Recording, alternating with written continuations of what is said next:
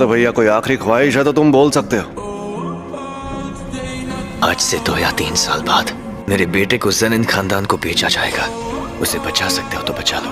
तुम Megumi Fushiguro हो ना? जानते हो तुम्हारे डैड ज़ेनिन खानदान से थे, जो जुजुत्सु जादूगरों का ताकतवर खानदान है। तुम्हारे डैड ने तुम्हें पालने के लिए खानदान को छोड़ा, और फुशिगुरो उन्होंने तुम्हें ज़ेनिन खानदान से बचाने के लिए हुकुम के इक्के की तरह बचा कर रखा था। तुम्हें गुस्सा आ रहा होगा ना? हाँ, मुझे गुस्सा आ रहा था क्योंकि वो सफेद बालों वाला इस बात को मजाक में ले रहा था। लेकिन उस वक्त उस अजीब से आदमी ने मुझे ज़ेनिन खानदान को बिकने नहीं दिया था। एग्जीक्यूशन पूरी तरह सीक्रेटली होगा? बिल्कुल भी नहीं। लेकिन वो लड़का पहले ही इसके लिए मान गया है। वो अंडर एज है, सिर्फ 16 साल का बच्चा, और हमें ये नहीं पता कि और कितने लोग उसके श्राप का शिकार हुए हैं। अभी तक 3 ग्रेड 2 सॉर्सरर्स और 1 ग्रेड 1 सॉर्सरर घायल हो चुके हैं, और इसीलिए तुम मुझसे बात कर रहे हो।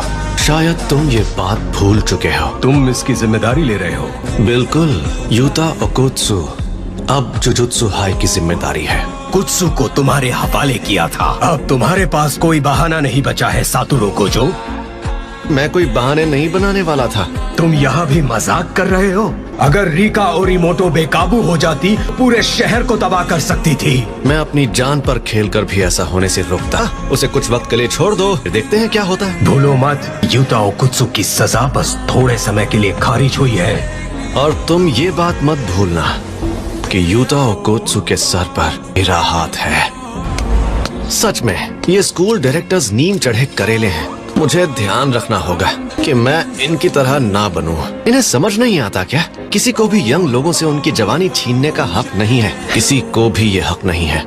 वहाँ जो शक्ति थी वो अव्वल दर्जे की थी, और उन्हें बचाने के लिए जो शायद जिंदा भी ना हो, तुमने फर्स्ट ईयर वालों को भेज दिया। उनको तो बिल्कुल नहीं भेजना था। मैंने हमारे सीनियर्स से बहस करके जबरदस्ती उसकी मौत की सजा टलवाई थी, और जिन सीनियर्स को इस बात से दिक्कत थी, वे ना होने और उस शक्ति के हमले का फायदा उठाया और धोखे से यूजी को खत्म करवा दिया। तुम इसे कुछ ज्यादा ही पसंद करते थे। वो इसलिए क्योंकि मैं अच्छा इंसान हूँ और अपने स्टूडेंट्स की फिक्र करता हूँ। मेरे सारे स्टूडेंट्स काबिल हैं, खासकर 3rd ईयर का हाकारी और 2nd ईयर का ओकोत्सु।